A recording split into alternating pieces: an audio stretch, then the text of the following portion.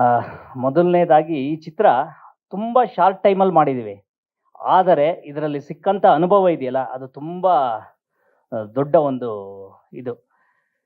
ನಾನು ತುಂಬ ಹೊತ್ತೇನು ಮಾತಾಡಲ್ಲ, ಒಂದು ಚಿಕ್ಕದಾಗಿ ಒಂದಿಷ್ಟು ವಿಚಾರಗಳನ್ನು ಹೇಳ್ತೀನಿ. ನನಗೆ ತುಂಬ ಆಶ್ಚರ್ಯ ಆಗಿರೋದು ಈ ಸಿನಿಮಾ ಅಂತ ಅಂದರೆ, ಆ್ಯಕ್ಚುಲಿ ಒಂದು ಬಾಕ್ಸ್ ಹಾಕೊಂಡಿದ್ದಾರೆ. ಅಂದರೆ ಇಷ್ಟನೇ ತಾರೀಕು ಫೋಟೋ ಶೂಟ್ ಆಗುತ್ತೆ, ಇಷ್ಟು ದಿವಸದಲ್ಲಿ ಶೂಟಿಂಗ್ ಆಗುತ್ತೆ, ಇಂಥ ದಿವಸ ಡಬ್ಬಿಂಗ್ ಕಂಪ್ಲೀಟ್ ಮಾಡ್ತೀವಿ, ಇಂಥ ದಿವಸ ರೀ ರೆಕಾರ್ಡಿಂಗಿಗೆ ಹೋದ ಸಿನಿಮಾ ಅಂತ. ನೀವು ನಂಬಲ್ಲ, ಯಾರಿಗಾದ್ರೂ ಹೇಳಿದ್ರೆ ಅನ್ಸುತ್ತೆ. ಅದೇ ಡೇಟು, ಅದೇ ಥರನೇ ಪ್ರತಿಯೊಂದು ಪ್ಲ್ಯಾಂಡ್ ಆಗಿ ಒಂದು ದಿವಸನೂ ಹಿಂದೆ ಮುಂದೆ ಆಗದಿದ್ದ ಹಾಗೆ ಈ ಸಿನಿಮಾನ ನಿರ್ದೇಶಕರು ಮತ್ತು ನಿರ್ಮಾಪಕರು ಮುಗಿಸಿದ್ರು.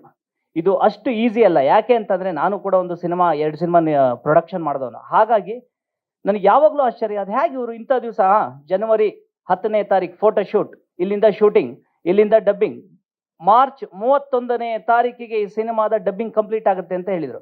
ಕರೆಕ್ಟ್ ನಂದೇ ಅವತ್ತು 31ನೇ ತಾರೀಕೆ ಕಂಪ್ಲೀಟ್. ಇದನ್ನು ಹೇಳಿದ್ದೆ ಯಾವಾಗ? ಜಾನ್ವರಿಲಿ ಅವರು. ಈ ಥರ ಈ ಸಿನಿಮಾದಲ್ಲಿ ನನಗೆ ತುಂಬ ಅನಿಸಿರುವಂಥದ್ದು, ಇದಕ್ಕೇನೋ ಒಂದು ದೈವ ಬಲ ಇದೆ, ದೈವ ಶಕ್ತಿ ಇದೆ ಅನ್ನೋದು. ಈಗ ಸ್ಟಾರ್ಟಿಂಗಿಗೆ ಬರ್ತೀನಿ. ನಾನು ಕೆರೆಬೇಟೆ ಆದಮೇಲೆ ಯಾವುದಾದ್ರೂ ಒಳ್ಳೆ ಸಿನಿಮಾ ಮಾಡಬೇಕು, ಯಾವುದಾದ್ರೂ ಒಂದಿಷ್ಟು ಕಥೆಗಳನ್ನು ಕೇಳ್ತಾನೆ ಇದ್ದೆ.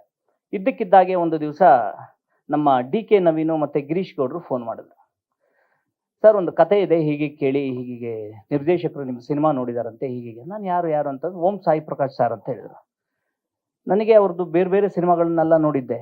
ಅರೆ, ಇಷ್ಟು ದೊಡ್ಡ ಸೀನಿಯರ್ ಡೈರೆಕ್ಟ್ರು, ಹೇಗೆ ಏನು ಅವ್ರ ಜೊತೆಗೆ ನಾನು ಮಾಡೋದಕ್ಕಾಗತ್ತಾ? ಇನ್ನೊಂದನ್ನು ಸಣ್ಣ ಅಳುಕು ಇದ್ದೇ ಇರುತ್ತಲ್ವ. ಒಂದು ಸಾರಿ ನೀವು ಬಂದು ಕತೆ ಕೇಳಿ ಅಂತ ಹೇಳಿದರು. ಆದರೆ ಈಗ ಸಾರ್ ಹೇಳಿದಾಗಲೇ ಗೊತ್ತಾಗಿದ್ದು, ನಮ್ಮ ಸಿನಿಮಾ ನಿಮ್ಮ ಪ್ಯಾನಲಿಗೆ ಸೆಲೆಕ್ಟ್ ಆಗಿದ್ದು ನನಗೆ ಇವತ್ತಿನವರೆಗೂ ಗೊತ್ತಿದ್ದಿರಲಿಲ್ಲ. ನೀವು ಸಿನಿಮಾ ನೋಡಿದ್ರಿ ಅನ್ನೋದು ಗೊತ್ತಿತ್ತಷ್ಟೇ.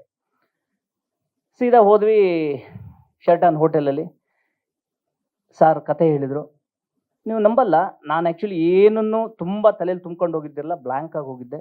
ನಾನು ಕತೆ ಲೈನ್ ಕೇಳ್ತಾ ಇದ್ದ ಹಾಗೇನೆ, ಅರೆ ಇಸ್ಕಿ, ನಾನು ಈ ಥರದೊಂದು ಪಾತ್ರ ಮಾಡಬೇಕು ಅಂತ ಅಂದ್ಕೊಂಡಿದ್ದೆ, ಅದೇ ಥರ ಇದೆಯಲ್ಲ.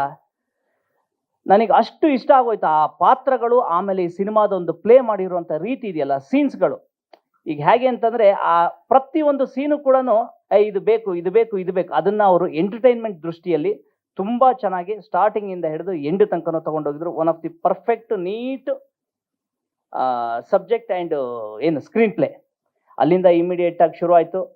ನಾನು ಅಲ್ಲಿಂದ ಮನೆಗೆ ಬರೋ ಅಷ್ಟೊತ್ತಿಗೆ ಯೋಚನೆ ಮಾಡ್ತಾ ಬಂದೆ, ಸಾಯಿ ಸರ್ ಆ್ಯಕ್ಚುಲಿ ನನ್ನಂಥವ್ರನ್ನ ಎಷ್ಟು ಜನನ್ನ ಹೀರೋಗಳನ್ನು ನೋಡಿರಲ್ಲ, ಅಂಥದ್ರಲ್ಲಿ ನಾನಿನ್ನೂ 2-3ನೇ ಸಿನಿಮಾ ಮಾಡಿದಂಥವ್ನು. ಆದರೂ ಅಷ್ಟೇ ತಾಳ್ಮೇಲೆ ಕತೆ ಹೇಳಿದ್ರಲ್ಲ, ಅಷ್ಟು 1 ಗಂಟೆಗೆ ಸಮಯ ತಗೊಂಡು.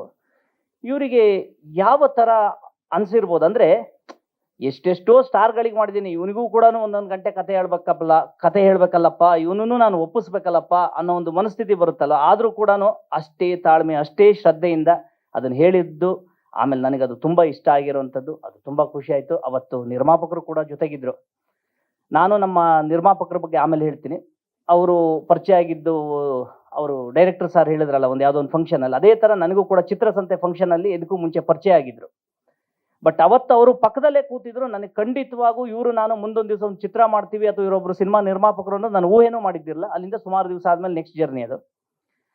ಇಲ್ಲಿಂದ ಸಾಯಿ ಸರ್ದು ಶುರುವಾಯಿತು ಜರ್ನಿ. ಸಿನಿಮಾ ಶೂಟಿಂಗು ಒಂದು ಪ್ಲ್ಯಾನ್ ಪ್ರಕಾರ ನಡೆದೋಯ್ತು.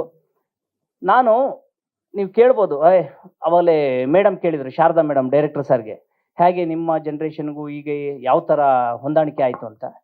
ನಮ್ಮ ಡೈರೆಕ್ಟರ್ ಸರ್ದು ಎನರ್ಜಿ ಯಾವ ಥರ ಅಂತ ಹೇಳ್ತೀನಿ.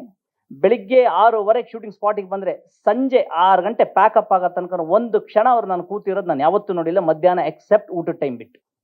ಅಷ್ಟು ಎನರ್ಜಿ, ಅಷ್ಟು ಶಿಸ್ತುಬದ್ಧವಾಗಿ ಒಂದು ಸಿನಿಮಾನ ಮಾಡೋ ಅಷ್ಟೊತ್ತಿಗೆ ಯಾವ ಒಂದು ಶ್ರದ್ಧೆ, ಆಮೇಲೆ ಯಾವ ಒಬ್ಬ ಹುಡುಗನೂ ಕೂಡ ಅಷ್ಟು ಎನರ್ಜೆಟಿಕ್ ಆಗಿ, ಅಷ್ಟು ನೀಟಾಗಿ, ಅಷ್ಟು ಏನು ಯಾವುದೇ ರೀತಿಯ ಸಣ್ಣ ಸ್ಟ್ರೈನ್ ಇಲ್ದಿದ್ದಂಗೆ ಮಾಡೋದಕ್ಕೆ ಅಷ್ಟು ಈಸಿ ಇಲ್ಲ.